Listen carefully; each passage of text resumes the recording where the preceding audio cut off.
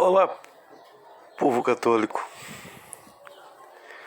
Uma das provas irrefutáveis da ressurreição de nosso Senhor Jesus Cristo, que até os mais sérios não cristãos são obrigados a admitir, é o testemunho de Flávio Joséfos, historiador judeu do primeiro século e testemunha ocular do extraordinário cumprimento das profecias de nosso Senhor, nosso Salvador, referindo-se à destruição de Jerusalém em 70 d.C.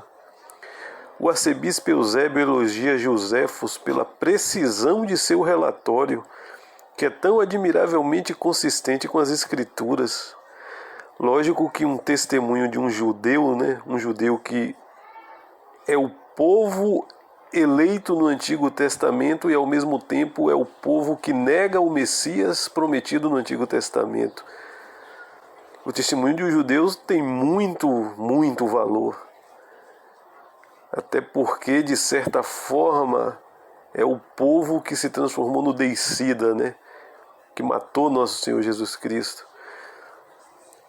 E para os santos e para nós, o testemunho de historiadores cristãos da altura de São Mateus, São Marcos, São João, é infinitamente superior ao de qualquer historiador judeu ou pagão, antigo ou moderno. Mas é importante, como eu disse, saber que para os incrédulos de hoje, os incrédulos contemporâneos, Joséfos é quase como uma Bíblia secular quando se trata da história dos eventos do primeiro século. Pode-se imaginar, então, quão chocado eles devem estar diante desse testemunho claro e explícito sobre a ressurreição de Jesus nas antiguidades relatados por Joséfo. Antiguidades 18, capítulo 3, parte 3. Joséfos ele faz a narração seguinte: Agora, havia naquele tempo um homem sábio, Jesus, se fosse apropriado chamá-lo de homem, porque ele fez obras extraordinárias, um professor para aqueles homens que acolhem a verdade com complacência. Ele atraiu para si muitos judeus e gentios. Ele era o Cristo. E quando Pilatos, por sugestão das figuras mais relevantes entre nós, condenou-o à cruz, aqueles que o amavam desde o começo não o abandonaram, e ele lhes apareceu vivo novamente no terceiro dia. Olha aí, relatos de um judeu, de um historiador judeu. Assim como os profetas divinos anunciaram-lhe sobre essas milhares de outras coisas incríveis sobre ele. E a tribo de cristãos, assim chamada em seu nome, perdura até hoje. Esse testemunho histórico de Flávio Joséfo atesta todos os fatos mais marcantes da vida de nosso Senhor Jesus Cristo, sua sabedoria divina, seus milagres surpreendentes, sua alta doutrina, sua poderosa pregação que atraiu homens e mulheres de todas as raças e culturas, sua crucifixão sobre Pilatos e sua gloriosa ressurreição de acordo com o que os grandes profetas de Israel haviam escrito.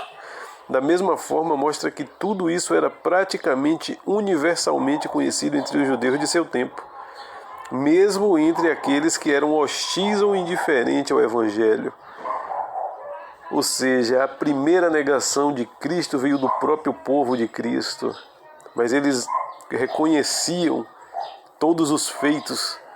Eles negavam Cristo como eles negam até hoje Cristo como Messias, mas não negam o fato histórico que os antepassados vivenciaram. O testemunho é tão claro de Joséfo que coloca todos os críticos seculares diante de dificuldades insuperáveis. Eles não têm escolha a não ser reivindicar desesperadamente que isso é uma farsa para manter sua incredulidade. É a pessoa que foge, eles fogem da verdade. Eles estão com a cabeça obscurecida pelo erro. Eles não querem crer na verdade, é uma questão de vontade. Mas isso acaba sendo apenas uma afirmação absurda e ridícula.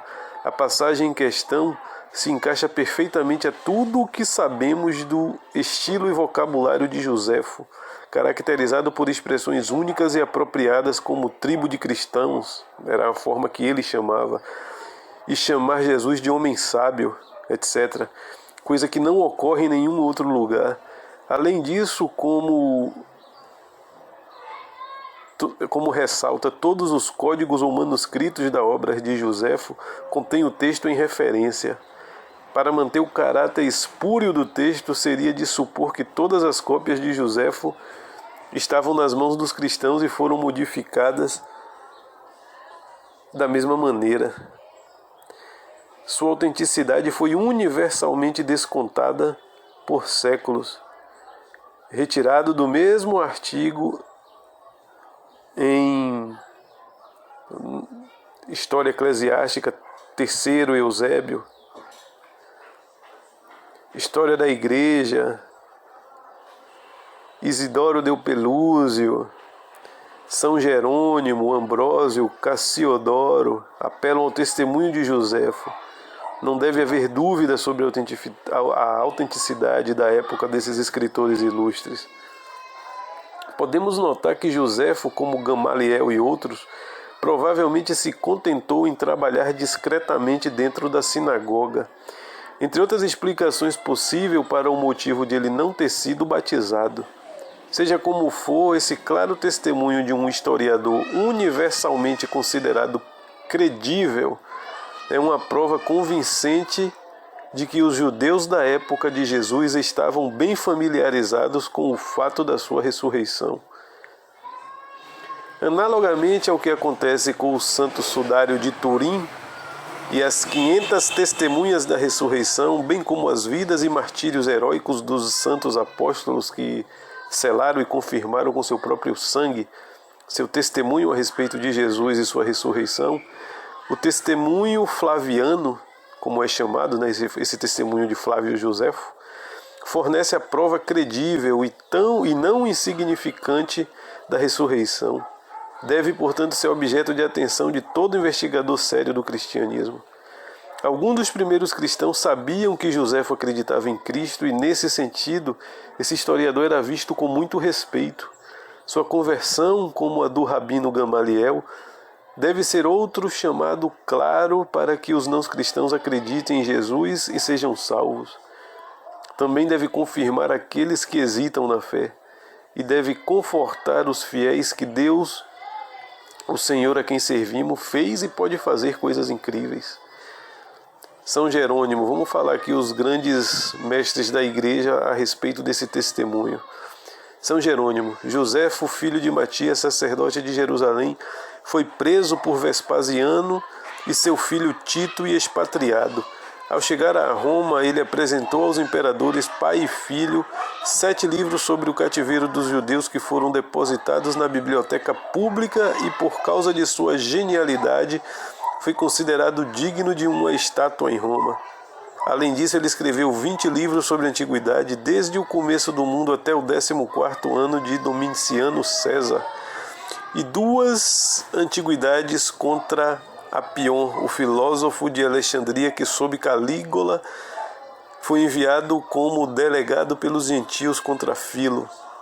Ele também escreveu um livro contendo uma vituperação da nação judaica.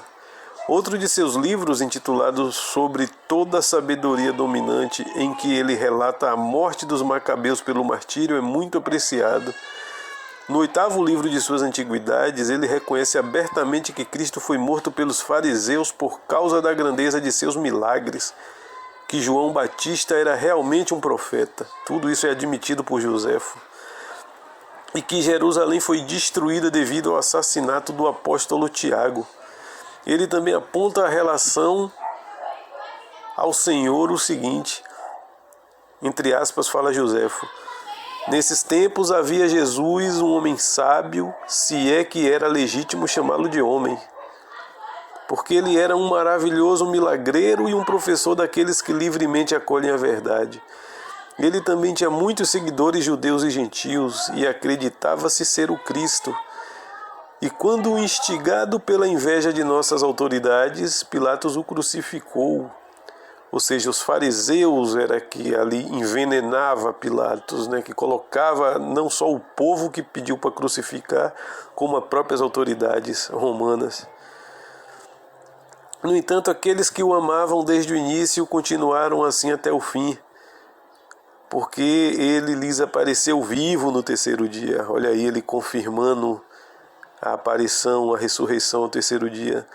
Muitas coisas, essas e outras coisas extraordinárias, são encontradas nos cânticos dos profetas que profetizaram sobre ele e a seita dos cristãos, olha ele falando dos primeiros cristãos, assim chamados em seu nome, que persistem até hoje. O grande doutor que nos deu nossa Bíblia da Vulgata Latina, né, que é São Jerônimo, que acabou de quem veio essa citação que eu relatei, explica que Joséfo testemunha claramente sobre essas coisas como incontestáveis.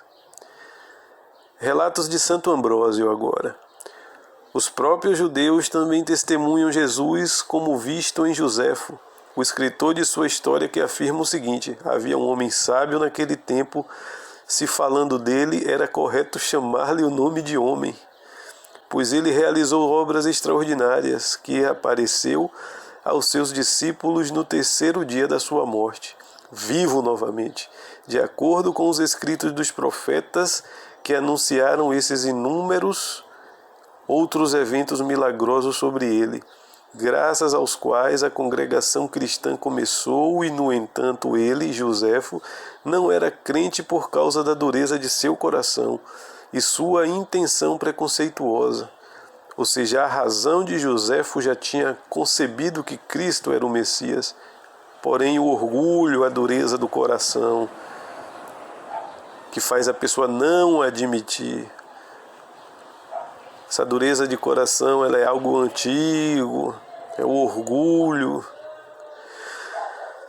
No entanto, não foi por causa de seus preconceitos contra a verdade que ele não era crente, o que acrescenta mais peso ao seu testemunho, porque apesar de sua relutância em não ser crente, isso deve ser verdade, pois ele nunca negou.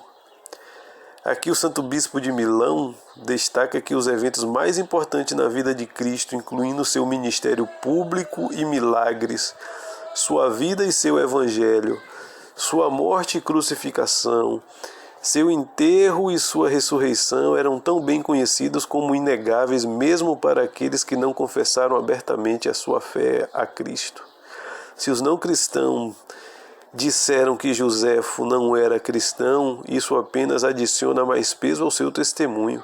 Se eles alegaram que ele havia se tornado cristão, deveria ter feito o mesmo. Consequentemente, os céticos modernos, que, cientes da grande credibilidade de que Joséfo desfruta, acham, no entanto, que seu testemunho é inexplicável por causa de seu preconceito a priori contra o cristianismo. Ou seja, esses cultuadores modernos da ciência que alega que a fé e a razão são contrárias, sofrem do mesmo mal do próprio Joséfo, Esses homens modernos que negam a fé, negam, apesar de todas as evidências, pelo mesmo motivo que Joséfo também negava: dureza de coração e não admitir e não reconhecer a verdade. Eles não querem aquilo como verdade. Então sempre vai ter uma desculpa para fugir. É isso também que pesa no homem moderno.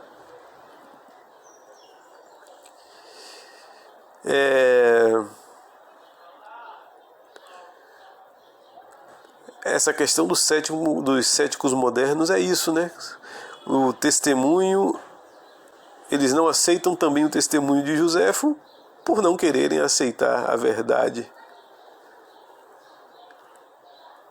Mas no fundo, a percepção de que esse testemunho é absolutamente verdadeiro é inegável. Jesus Cristo é verdadeiramente o Messias prometido, e ele realmente morreu sob Pôncio Pilatos em Nissan 1433 depois de Cristo, e ressuscitou o terceiro dia dentre os mortos. Finalmente, dois santos doutores explicam porque o fato da ressurreição é tão inquestionável que, assim como a existência de Deus pode ser conhecida por seus efeitos na criação, da mesma maneira a ressurreição do Senhor, que é a nova criação, é você poder saber através de seus efeitos na história, na vida dos apóstolos e naqueles que foram convertidos. São João Crisóstomo, abre aspas, o que ele diz: Por esta razão, ou seja, pelos milagres realizados pelos apóstolos, ele revela inequivocamente a evidência de sua ressurreição, de modo que não apenas os homens daqueles tempos, que é o que resulta dos testes presenciais, mas também os homens da posteridade podem ter certeza do fato de que ele ressuscitou. Nesta base, também podemos discutir com os não crentes, pois se ele não ressuscitou, mas permanece morto, como os apóstolos poderiam realizar milagres em seu nome? Se Jesus está morto, como é que os milagres podem ocorrer no nome dele? Mas eles não realizaram milagres, podem alegar. Como então nossa religião foi instituída, se eles não realizaram milagre? Porque isso certamente não se pode negar ou contestar, porque ouvimos com os nossos olhos.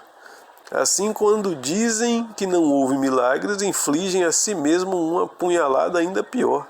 Quer milagre maior que este, que sem milagre o mundo inteiro caiu com entusiasmo nas redes de 12 homens pobres e ignorantes? A igreja ela foi construída sob 12 apóstolos. Sob 12 apóstolos, ela ganhou o mundo com 12 apóstolos ignorantes. Como isso pode acontecer? Qual foi a instituição que foi construída através de 12 ignorantes? Só a Igreja de Cristo, católica, romana, apostólica, por isso ela é apostólica. Apostolado significa ganhar o mundo. E para ganhar o mundo, 12 homens, sem nenhum tipo de conhecimento mais aguçado, como eles podem espalhar a igreja dessa forma? Não tem o mínimo sentido. Só um milagre para a igreja se tornar universal. Daí a palavra ser católica. Católica do grego universal. São Tomás de Aquino, na Suma contra o Gentio, escreveu: a sabedoria divina, que conhece todas as coisas em sua plenitude, se dignou a revelar esses segredos aos homens e, como prova disso, mostrou obras que transcendem a competência de todos os poderes naturais na maravilhosa cura de doenças, na ressurreição dos mortos e, o que é ainda mais extraordinário, em tais inspirações da mente humana que pessoas simples e ignorantes, cheias do dom do Espírito Santo, alcançaram em um momento picos de sabedoria e eloquência.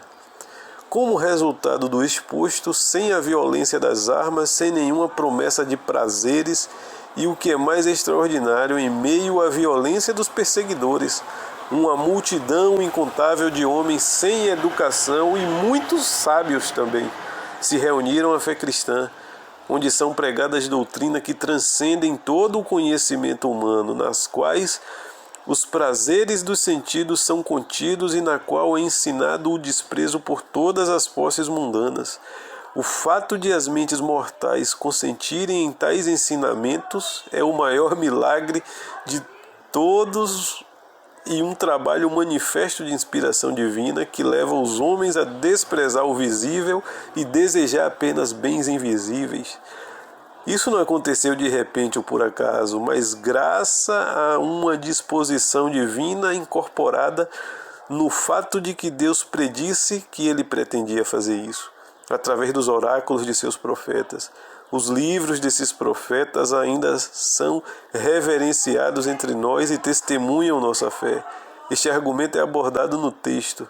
A salvação anunciada pelo Senhor foi mais tarde confirmada por aqueles que a ouviram. Deus também testificando com sinais e maravilhas, com todos os tipos de milagres e dons do Espírito Santo distribuídos de acordo com suas vontades. Hebreu 2, capítulo 2, versículo 3 e 4. Essa extraordinária conversão do mundo à fé cristã é indiscutível um sinal de milagres do passado, que não precisam ser repetidos, pois são evidentes em seus efeitos. Seria uma maravilha maior do que todos os outros milagres se, sem esses sinais extraordinários, o mundo tivesse sido induzido por homens simples e humildes a acreditar em verdades tão árduas, a realizar obras muito difíceis, a esperar por uma recompensa tão alta. E, no entanto, mesmo em nossos dias, Deus não deixa de fazer milagres através de seus santos para a confirmação da fé. Aí agora eu pergunto, né, qual foi a outra falsa religião, que todas as outras são falsas, que operaram milagres a ponto de construir toda uma civilização? Os muçulmanos, que apenas tomaram e invadiram territórios que eram cristãos, nunca construíram nada baseado na própria religião falsa de Maomé. Os espíritas tampouco, os protestantes tampouco, os budistas, nada. Nenhum foi capaz de construir uma civilização tão forte e tão poderosa como a igreja construiu o cristianismo, a igreja católica. Se você observar todas as outras religiões, elas esperam, houve esse milagre católico de formar civilizações a partir desses 12 homens ignorantes. Aí depois vem todas as falsas religiões, depois que já tem todo um edifício construído, vem as falsas religiões tirando o católico da igreja, com suas falsas doutrinas. E aí aqueles católicos mais fracos vão cedendo. Hoje essa civilização construída pela igreja foi construída, está sendo destruída lá desde lá a época, principalmente onde começou a ganhar força do Renascimento, Iluminismo, Marxismo, onde existe toda um sistema corrupto de comunicação de massas nas universidades para demolir o mundo cristão. E lógico, demolir o mundo cristão, como nosso Senhor Jesus Cristo diz, quem não está comigo está contra mim, e o que não é cristão é anticristão. É isso que está acontecendo, é isso que é a modernidade, o tempo contemporâneo atual em que vivemos. A fé cristã sendo demolida para ser construída um mundo anticristão. Depois que as pessoas passam a negar a fé que a sociedade foi construída, vai se abrindo um mundo anticristão para que preparar as pessoas para a chegada do seu mestre, o anticristo.